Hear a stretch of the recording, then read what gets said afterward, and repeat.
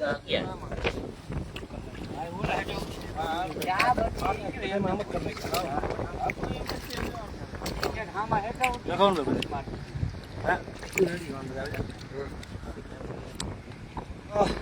મિત્રો, બામણા સાથી અમે અત્યારે હાલ બાલાગામ પહોંચ્યા છે.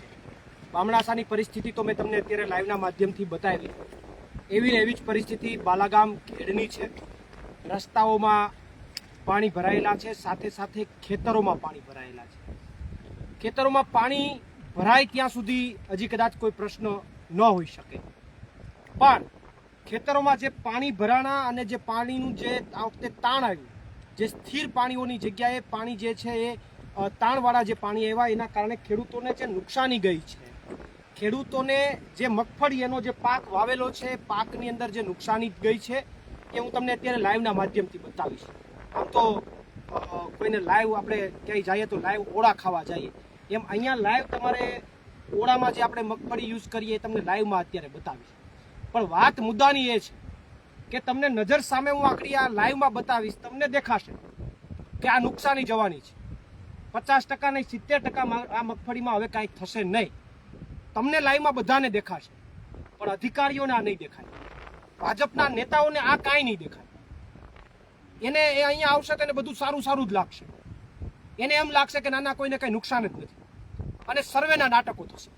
તમારે જોવું હોય તો જોઈ લેજો. હમણાં 2-5 દિવસની અંદર એકાદો લેટર લખાશે, પછી ઉપરથી સરકાર એમ કહે છે કે સર્વે થશે. સર્વે કરવા ક્યાંક 2-5 ખેડૂતોમાં આવશે, એમના ભાજપના મળતિયાઓ કહેશે ત્યાં સર્વે કરશે. સર્વે કરી અને એનું પોટલું વાળીને ઓફિસમાં મૂકી દેશે. સર્વે પછી આજ દિન સુધી ખેડૂતોને, ઘેડના ખેડૂતોને સ્પેશિયલ કોઈ પણ નુકસાનીનું વળતર મળ્યું નથી. અતિવૃષ્ટિ થાય ને આખા ગુજરાતમાં જે કંઈ પણ ખેડૂતોને નુકસાનીનું વળતર મળે, એના ભાગરૂપે થોડું ઘણું અહીંયા પણ એમના મળતિયા કોઈ ભાજપના હોય એને મળે, બાકી સામાન્ય ખેડૂતોને કંઈ મળતું નથી. અને એ પણ માની લો કે બહુ નજીવું મળે. ઘેડમાં આખી અલગ પરિસ્થિતિ ઊભી થાય છે. ઘેડની અંદર અન્ય વિસ્તારો કરતાં નુકસાની ખેડૂતોને વધારે જ જાય છે. છતાં પણ આમાં ફોલ્ટ કોનો છે? સરકારનો. સરકારને જે કરવાનું છે એ સરકાર કરતી નથી, અને એના કારણે વારંવાર દર વર્ષે વર્ષોથી ખેડૂતો એનો ભોગ બને છે. છતાં ઘેરના ખેડૂતો માટે કોઈ સ્પેશિયલ સહાયનું પેકેજ નહીં. બસ એને અહીંયા આવશે કંઈ દેખાશે જ નહીં. અહીંયા સર્વે કરવા નીકળશે. સર્વે આમાં ઠીક છે, આપણે નથી કહેતા સર્વે ન કરવો જોઈએ, પણ સર્વે શું, આમાં તો નજર સામે દેખાય છે. આમાં તપાસનો જ વિષય નથી, નજર સામે દેખાય છે. આમાં તો ઘેર માટે સ્પેશિયલ બજેટ તમારે ફાળવી દેવું પડે, સહાય આપી દેવી પડે, અને વારંવાર આવી ઘટનાઓ ન બને એના માટે નક્કર પગલાં લેવા પડે. પણ તમે કરો છો કાંઈ નહીં. હમણાં કંઈક મને એવા સમાચાર મળ્યા કે નદીના ઝાડ કટિંગ કરવા માટે અને એમાં જાળી ફિટ કરવા માટે કરોડો રૂપિયાની ગ્રાન્ટ જે છે એ ફળવાઈ ગઈ, બિલ બની ગયા. કામ તો કે કાંઈ થયું નથી, કંઈ દેખાતું નથી, કોઈ પરિસ્થિતિ નથી.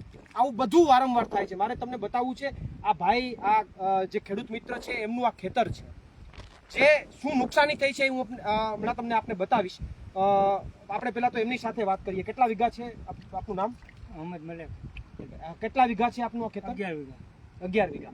તો 11 વીઘામાં આ જ પરિસ્થિતિ છે? 15 વીઘા આગળ હતી, બધામાં આ પરિસ્થિતિ, તમામ જગ્યાએ આ જ પરિસ્થિતિ. આમાં શું થાય? 50% મગફળી નીકળે કે કાંઈ ન થાય? બધો મૂડીએ ઊભી છે અત્યારે, ખાલી મૂડીએ ઊભી છે, બાકી દોડવા બધા બહાર નીકળી ગયા છે. અને આમાં મગફળી થાય કે ન થાય કાંઈ? તો તમને અત્યાર સુધી સરકારે આની પહેલા પણ માની લો કે ખેડ વિસ્તારમાં તો દર વખતે આવું સેલ આવે છે, ક્યારેય કોઈ દિવસ સ્પેશિયલ સહાય સરકારે ચૂકવી ₹70 આપે એક ખાતે? એ તો ટૂંકમાં જે અતિવૃષ્ટિની જે જનરલ બધાને આપે એ આપે. તો ઈ જે સહાય આવે એમાં તમારે આની નુકસાનીની ભરપાઈ મજૂરી ન થાય, મજૂરી. અને અત્યાર સુધી કોઈ ભાજપના નેતાઓ કે કોઈ લોકો મુલાકાત અધિકારીઓ કોઈ નથી? મિત્રો, સ્થળ ઉપર કોઈ નથી આવ્યું હજી સુધી, કોઈને એમાં રસ નથી. અમારી ટીમ સમગ્ર ભાઈ રમેશભાઈ અને તમારા અહીંના ખેડૂતોએ બધાએ જાણકારી આપી અને અહીંયા અમે મુલાકાત માટે આવ્યા છીએ. કોઈને રસ નથી. ભાજપના નેતાઓ હવે અમે નીકળ્યા પછી ગ્રાઉન્ડ ઉપર દેખાય છે. અધિકારીઓ જે છે ક્યાંક ક્યાંક પારા તૂટાનિયા સર્વે કરીને જતા રહ્યા છે. તમારા સર્વેના નાટકો બંધ કરો, બાકી તમારા નાટકો આવનારા સમયમાં બંધ થશે.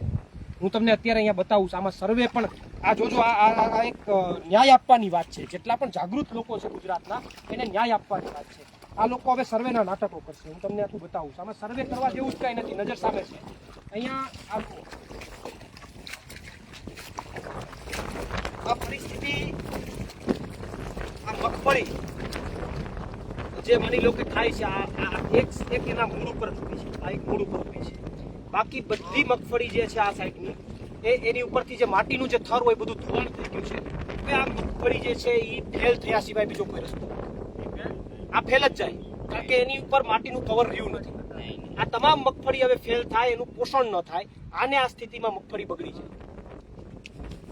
અહીંયા હવે માટીનું એક કવર લગાડવા જાય તો એ શક્ય નથી, કારણ કે આ તમે જોઈ શકો આ મગફળી જે છે એ માત્ર એક બાજુથી નહીં, આ તમને હું બતાવું, આ તમને બતાવું, ખાલી એમનું જે મેન મૂળ છે એના ઉપર જ ઊભી છે. બાકી બધી બાજુથી, આ બાજુથી પણ એમનો જે ફાલ છે, મગફળી છે બહાર નીકળી ગઈ, આ બાજુથી પણ એની મગફળી બહાર નીકળી ગઈ. આ એક જ મૂળ ઉપર ઊભી છે. હવે કદાચ આ ઊભી પણ રહે તો આ મગફળી ફેલ થાય, આને પોષણ ન મળે, આને બધી બગડી જાય. આ 100% પાક ફેલ છે. 50% કે 20% કે કાંઈ નથી. આમાં શું સર્વે કરવાનું મને એક કહો. અધિકારીઓ ફાકા ફોજદારી ઉતારો છો, આમાં શું સર્વે કરવાનું? આમાં સર્વે શું છે? આ તો નજર સામે છે. અને છતાં તમારે સર્વે કરવો હોય તો હજી કેમ ઓફિસમાં બેઠા છો? સર્વે કરીને તાત્કાલિક અને સરકારને માગણી તો કરો કે આની આ 100% મગફળી જે ફેલ છે આની 100% સહાય ચૂકવવામાં આવે. પણ કાંઈ નહીં થાય. માત્ર ને માત્ર આવશે, સર્વે કરશે. આવા નાટકો વર્ષોથી કરે છે. એટલે હું ફરીથી ભાજપને અને અધિકારીઓને કહેવા માંગુ છું, અને વિનંતી હવે કોઈ વાત નથી.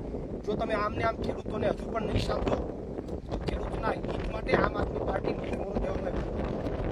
ખેડૂતો માટે લડશે, અવાજ ઉઠાવશે. એટલે તાત્કાલિક ધોરણે ખેડૂતોની સહાય, ખેડ માટે સ્પેશિયલ બજેટ ફાળવવામાં આવે. એને સહાય જે છે એ જેટલી નુકસાની થઈ છે એ આપવામાં આવે અને આનું કાયમી નિરાકરણ કરવામાં આવે.